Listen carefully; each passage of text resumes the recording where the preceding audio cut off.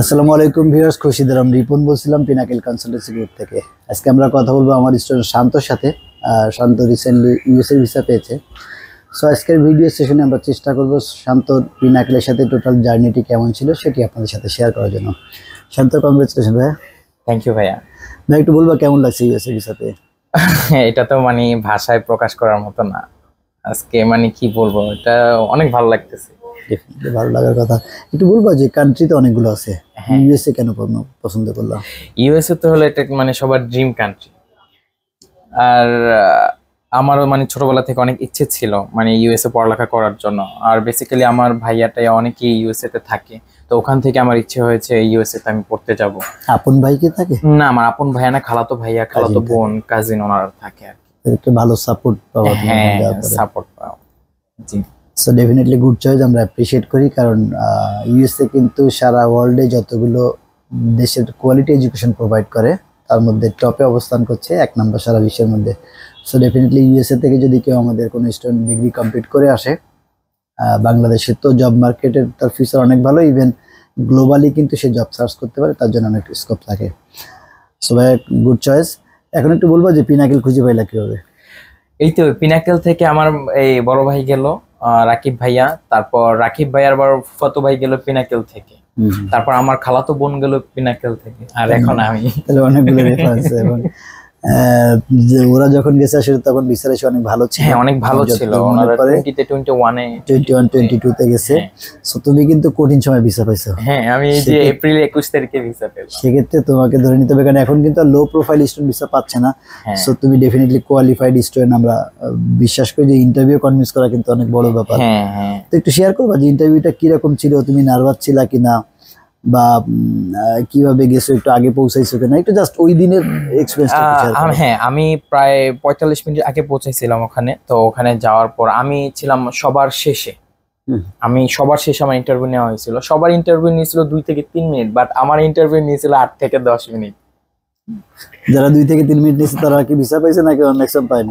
Maximum ক্ষেত্রে কি, আমি ওই দিন যতটুকু দেখলাম আমরা মাত্র আন্ডার গ্রাজুয়েটে যারা মাত্র 2টা ভিসা হয়েছে, একটা আমি আর একটা ছেলে হয়েছিল। আর বাকি যতগুলো ভিসা হয়েছিল তারা ছিল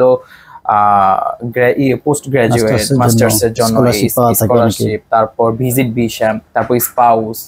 ওই দিন মোটামুটি ভালোই ভিসা ছিল, রেশিও ছিল। ভাই এইগুলোর মধ্যে অনেক লোক কিন্তু থাকে ইমিগ্রান্ট ভিসা। হ্যাঁ, ওদের আসলে দেখলে মনে হচ্ছে ভিজিট ভিসা পাচ্ছে, ওদের ফ্যামিলি মেম্বার কেউ আছে। যেমন যদি এরকম হয় যে কোন স্টেজে তুমি সিটিজেন হইতে পারছো, তোমার কিন্তু ফ্যামিলির সবাই তুমি নিতে পারবা। অনেকগুলো মনে হয় যে ভিজিট ভিসা পাচ্ছে, অনেকে কিন্তু ইমিগ্রেন্ট। সো স্টুডেন্ট যেটা জানতে চাই, স্টুডেন্ট কিন্তু এটা জানতে চায় না। স্টুডেন্ট জানতে চায় তোমার কি কি প্রশ্ন করছিল, তুমি অ্যানসার কি রকম দিছিলে? আমাকে প্রথম জিজ্ঞেস করা হয়েছিল why did you choose this university. তখন আমি খুলে বললাম ইউনিভার্সিটিতে এটা এটা আছে। দেন আমাকে জিজ্ঞেস করছিল এই ইউনিভার্সিটিটা কোথায়। দেন আমি বলছি এটা ক্যান্সাস সিটি মিজুরিতে। আমাকে প্রায় 20টা প্লাস কোশ্চেন করেছে। আর একটু দুই একটা প্রশ্ন শেয়ার করো, তাহলে যারা ইন্টারভিউ দিবে তাদের জন্য সুবিধা হবে। আমাকে ইনক্লুড টপিকে কোশ্চেন জিজ্ঞেস করছিল মাত্র 3 থেকে 4 থেকে 5টা। এই ক্যান্সার সিটিটা আমি কিভাবে পেলাম, বা ক্যান্সার সিটি সম্পর্কে একটু ওনাদেরকে বললাম। তারপর আমাকে জিজ্ঞেস করেছিল আমার বাবা, আমার স্পন্সর কে কে। দেন আমি বলছিলাম আমার parents, my mom and dad both আর মাই স্পন্সর। তখন আমাকে জিজ্ঞেস করছিল মানে আমার মামনি কি করে। দেন আমি বলেছিলাম আমার মামনি ডক্টর। তারপর বলেছিলাম আমার বাবা কি করে, বলছিলাম আমার বাবা স্যান্ডের বিজনেস করে, তারপর আমাদের গ্লোসারি শপ আছে, ইত্যাদি ইত্যাদি। তখন আমাকে জিজ্ঞেস করেছিল তোমাদের যে স্যান্ড বিজনেসটা আছে এটা সম্পর্কে বলতে। দেন আমি এটা সম্পর্কেও বললাম। তখন আমাকে বলতেছিল এই স্যান্ড বিজনেস থেকে তোমরা কত টাকা পাও। মানে এইভাবে করতে করতে আমাকে প্রায় টপিক্যাল কোয়েশ্চেন করেছিল 7 থেকে 8টা। আমাকে আউট অফ টপিক কোয়েশ্চেন করছিল অনেক বেশি। যেমন ওরা আমার সাথে ফানও করেছিল, আমাকে জিজ্ঞেস করেছিল do you have any girlfriend, are you single. পরে দেন আমি ওনাদেরকে উত্তর দিলাম লাকিলি আই এম সিঙ্গেল। তো এটা নিয়ে অনেক মানে হাসি ঠাট্টা করেছিল। তখন অলরেডি ওরা ওই পালস পেয়ে গেছে যে তোমার ভিসা দিবে। যখন এই মোডে যায় that means already say decision নিয়ে ফেলেছে তোমার ভিসা দিবে। হ্যাঁ, আমার সাথে ওনারা প্রায় 4 থেকে 5 মিনিটের মতো ফান করেছিল। না, এটা করে আমি যখন আমার ফ্যামিলি ভিসা নেই তখন কিন্তু কিছু প্রশ্ন করার পরে তখন আমার মেয়েকে বলতেছে যে তুমি ডিজনিল্যান্ড দেখতে যাবা কিনা, এইখানে যাবা কিনা, ওইটা যাবা কিনা। মানে তখন তারা ডিসিশন ডান হয়ে যায়, তখন তারা একটু ইনফ্লুয়েন্স করার চেষ্টা করে তোমার সাথে মানে তোমার ফাজলামি করলো বা তোমার সাথে একটু হাসাহাসি করলো, আপনি so decision ওনারা অনেক made হয়ে মিশুক, গেছে। অনেক ফ্রেন্ডলি। আমি মাঝখান দিয়ে আমাকে মানে আমি একটা ভুল কোয়েশ্চেনে অ্যান্সার করেছিলাম, মানে এটা আমার নার্ভাসনেসের কারণে। তখন আমাকে জিজ্ঞেস করছিল ডু ইউ ফিল নার্ভাস, দেখেন দেন আমি বলেছিলাম a little bit sir.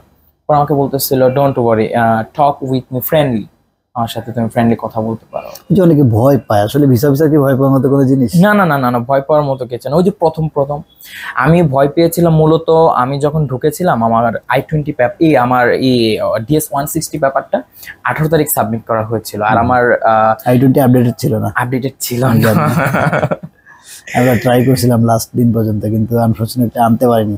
But অনেকেই আপনারা যদি এরকম কেউ থাকেন যে ইন্টারভিউ ডেট পড়ে গেছে, আপনার হাতে আপডেটেড I-20 নেই, তাহলে আমার সাজেশন যেটা থাকবে যে আপনি ইন্টারভিউটা ক্যান্সেল না করে, যেহেতু আমরা জানি 1-1.5 বছর ওয়েট করতে একটা ইন্টারভিউ ডেট পাওয়ার জন্য, ভাইবা দিতে চলে যান। ওদের কিন্তু অনেক আগেই কিন্তু ওদের ওয়েবসাইটে ওরা ফর্মালি ডিক্লেয়ার করে রাখছিল যে ইন্টারভিউর পরেও কিন্তু আপনি আপনার I-20 আপডেট করতে পারেন। তার প্রমাণ আপনারা দেখছেন, আমরা কিন্তু শান্তরটা আসলে ইন্টারভিউর আগে আমরা পারিনি আপডেটেড I-20 আনাইতে, বাট পরে ইন্টারভিউর পরে I-20 আপডেট করাই কিন্তু সে ভিসা হয়েছে। ওইখানে কিন্তু ভিসা একটা নোট দিয়ে দিয়েছিল যে আপডেটেড I-20 সহ তার পাসপোর্টটি VFS এ জমা দিতে হবে। সো আপডেটেড I-20 জন্য কিন্তু ভিসা রিফিউজ হয় না। ভিসা ডিপেন্ড করে আপনি কতটুকু ভিসারে কনভিন্স করতে পারছেন যে আপনি জেনুইন স্টুডেন্ট, আপনার ফ্লুয়েন্সি অনেক ভালো, এটা কিন্তু নেসেসারি না। আপনাকে প্রমাণ করতে হবে আপনি জেনুইন স্টুডেন্ট। আপনি যখন যে কোনো ইউনিভার্সিটিতে এই I-20 নিয়ে যাবেন, তখন আপনি অবশ্যই ওই স্টেট সম্পর্কে, ওই স্টেটের ফুড, ওয়েদার, ওই স্টেটে অ্যাকোমোডেশন পাওয়া যায় কিনা, বা ওইটার সব কিছু আপনি রিসার্চ করে যাবেন, যেন ভিসার মনে করে যে প্রশ্ন করলে আপনার অ্যান্সার শুনে যেন সে মনে করে যে না আপনি জেনুইন স্টুডেন্ট। সাধারণত এক্সপিরিয়েন্সটা পিনাকেলের সাথে এক্সপিরিয়েন্সটা কেমন ছিল? মানে আমরা তো আমাদের অফিসে স্টাফ অনুযায়ী আমরা কিন্তু huge number of issue process করি। সেক্ষেত্রে তুমি কোনো ডিফিকাল্টিস ফেস করছো কিনা, যে না আমি এসে সার্ভিস পাইনি, আমার লং টাইম? না না না, আমি এই কথা বলতে পারবো না। কেন? কারণ আমার জন্য আমার তো প্রোফাইলটা গাইড করেছিল সবুজ ভাইয়া। তো যখন আমি এই যে মানে পিনাকেলের সাথে আমার এক্সপিরিয়েন্সটা আমি মোটেও বোরিং বলতে পারবো না, কারণ সবুজ ভাই আমার জন্য অনেক খাটছে। ইভেন রাত 11টা আমাকে নক করতো ইমেইলের জন্য। এটা আমি জানি না কোনো কনসালটেন্সি করবে কিনা, বাট আমি satisfy. Thank you very much. আর যখন I-20 পেপারের জন্য আমি I-20 পেপার নিয়ে যেতে পারিনি, আমার মনে হচ্ছিল কি আমি ইন্টারভিউ ফেস করব, আমার চোখে মানে ঘুম হারাম হওয়ার কথা, কিন্তু এই ঘুম হারাম হয়েছে সবুজ ভাইয়ের চোখে। ট্রাই করছে, লেভেল বেস্ট ট্রাই, অনেক ট্রাই করেছে ভাইয়া, অনেক মানে করেছে। আমার তো I-20 পেপার ছিল না, আপডেট I-20 পেপার। যখন ওনারা বলেছে whenever you submit update I-20 paper then I will give the visa, তখন আমাকে একটা ব্লু প্রিন্টের আমাকে একটা ফর্ম দিয়েছিল। তো যখন আমি এটা সবুজ ভাইয়াকে দিয়েছিলাম, আমার একটা দুঃখের বিষয় হচ্ছে আমি 21 তারিখে মানে ইন্টারভিউর জন্য ফেস করেছি, 22 তারিখে আমার দাদি মারা গিয়েছে রাতে। তো ওই I-20 পেপার জন্য বিন্দু পরিমাণ আমাকে কোনো চিন্তা করতে হয়নি, আমার হয়ে সবুজ ভাই সব কাজ করে দিয়েছে। আমি ভাইয়ের কাছে হাজারো কৃতজ্ঞতা, ভাই আমার জন্য অনেক কষ্ট করেছে। ইভেন 23 তারিখে আমার I-20 পেপার চলে আসে। দেন ভাইয়েই আসার পর ভাইয়েই নিজ থেকে এই I-20 পেপারটা এম্বাসিতে সাবমিট করে দেয়। দেন এম্বাসি 1 সপ্তাহ পর আমাকে মেইল করে আমার পাসপোর্টটা BS অফিসে করে দিতে, জমা দিতে। দেন ঠিক 5 দিনের মাথায় BS অফিস আমাকে বলে তোমার পাসপোর্ট এসে এই ডেটে এসে নিয়ে যাও। দেন সো থ্যাংক ইউ। তার মানে ধরে নিয়ে যাচ্ছে যে আমাদের পিনাকেল থেকে ডেডিকেটেড যে তোমার জন্য ছিল, তার সার্ভিসে তুমি অনেক স্যাটিসফাই। ভাই আমার জন্য অনেক কষ্ট করছে। সো যারা দেখছেন একটু বলি, মানে নর্মালি হয় কি আমরা আমাদের পিনাকেলের সবচেয়ে যদি একটা ব্যাড সাইড সিলেক্ট করতে বলা হয়, তাহলে সেটা হচ্ছে আমরা ফোন কম ধরি, এটা হচ্ছে আমাদের সবচেয়ে খারাপ দিক। কিন্তু আমরা কখনো আমাদের প্রেজেন্ট স্টুডেন্ট যারা থাকে তাদের কিন্তু ফাইলটি সর্বোচ্চ লেভেলের এফোর্ট দিয়ে করার চেষ্টা করি, তার সুফল কিন্তু আমরা পাচ্ছি। আমাদের কিন্তু ফেসবুক বা ইউটিউবে কিন্তু আমরা প্রমোশন করি না, কিন্তু আমাদের অফিসে fortunately huge number of student আসে। এবং যেমন শান্ত আসছে, শান্তর অলরেডি আপনারা শুনলেন যে 3 জন অলরেডি আমাদের মাধ্যমে ভিসা পেয়ে USA-তে গেছে। সো এরকমই কিন্তু আমাদের যারাই আসে তাদের কেউ না কেউ পিনাকেল থেকে প্রিভিয়াস সার্ভিস পাইছে, এবং সার্ভিসে আসলে স্যাটিসফাইড না হলে আমি জোর করে কারো আনতে পারবো না। সো শান্ত এখন স্যাটিসফাইড হয়েছে 100%, সে কিন্তু আরো 10 জনকে রেফার করবে। সো জিনিসটা এরকম যে এইখানে কনসালটেন্সি ফার্ম বাংলাদেশে অনেক আছে, অনেক 1-2 হাজারের বেশি আছে। সো সার্ভিস খারাপ দিলে কিন্তু স্টুডেন্টরা টাকা দিয়ে যাবে, পড়তে যাবে বা সার্ভিস নেবে, এটা কিন্তু অফিসে আসবে না। সো পিনাকেলের আমরা বিশ্বাস করি আমরা আমাদের লেভেল বেস ট্রাই করি ভালো সার্ভিস দিতে। প্রেজেন্ট স্টুডেন্টরা এরা বিচার করবে যে আমাদের সার্ভিসে তারা স্যাটিসফাইড কিনা। আমরা কোনো ইন্টারভিউ যখন video interview success story share করি, কখনো কাউকে একবারের জন্যও বলি না যে আমাদের পক্ষে এক্সট্রাভাবে ভালো বলার জন্য বা ইনফ্লুয়েন্সিং কোনো কিছু আমরা করি না। তার যেটা মনে আসে সেটা বলি। কেউ খারাপ বললে আমরা সেটা পোস্ট করি। কেউ যদি বলে আমার i20 আনতে পিনাকেল 6 মাস ঘুরেছে, সেটাও কিন্তু আমি ভিডিওতে রাখি। আমি কখনো কাট করে কাউকে ভালো বলানোর চেষ্টা করি না। আমাদের টিম ছোট, আমরা অনেকগুলো কান্ট্রির প্রসেস করি একসাথে, অনেকগুলো student, huge number of student process করতে হয়। সেক্ষেত্রে সার্ভিস কিছুটা হইলেও কোনো দিক থেকে এত কোয়ালিটি মেনটেন করতে পারি না। বাট বিলিভ মি, আমরা ট্রাই করি বেস্ট সাপোর্টটা দেওয়ার জন্য।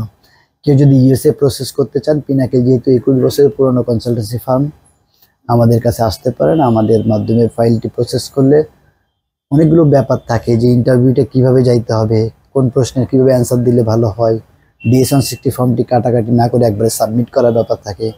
তারপর হচ্ছে যে রাইট ইউনিভার্সিটি সিলেক্ট করা, এগুলো অনেকগুলো ব্যাপার। স্কলারশিপ দিলে ভিসার চান্স বাড়ে, আমরা এগুলো সবগুলো চেষ্টা করি স্টুডেন্টদের জন্য।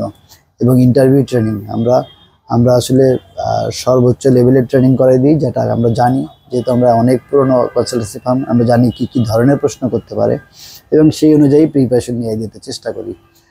কষ্ট করে যারা ভিডিওটি দেখছিলেন সবাইকে ধন্যবাদ জানাই। পাশাপাশি বলে রাখি, যদি স্টাডি ইউএস রিলেটেড অথবা যে কান্ট্রিগুলো আমরা প্রসেস করি এই কান্ট্রিগুলো রিলেটেড কোনো কোশ্চেন যদি আপনার থাকে, আমরা দুইটা সোশ্যাল মিডিয়া, ফেসবুক এবং ইউটিউবে উইকেস্ট টাইমে রিপ্লাই দেওয়ার চেষ্টা করি। সো যদি আপনি সময় না পান ফিজিক্যালি অফিস ভিজিট করতে, তাহলে এই দুইটা সোশ্যাল মিডিয়াতে আমাদের কাছে প্রশ্ন করতে পারেন।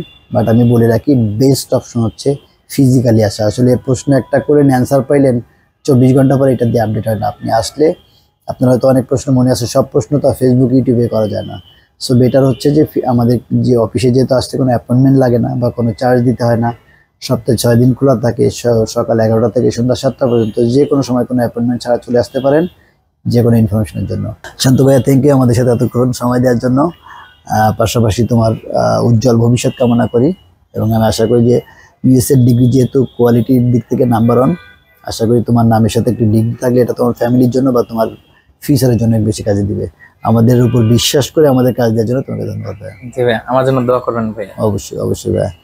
ভিউয়ার যারা দেখছিলেন সবাইকে আবার ধন্যবাদ জানিয়ে আজকের সেশনটা আমরা এখানে শেষ করছি। আল্লাহ হাফেজ।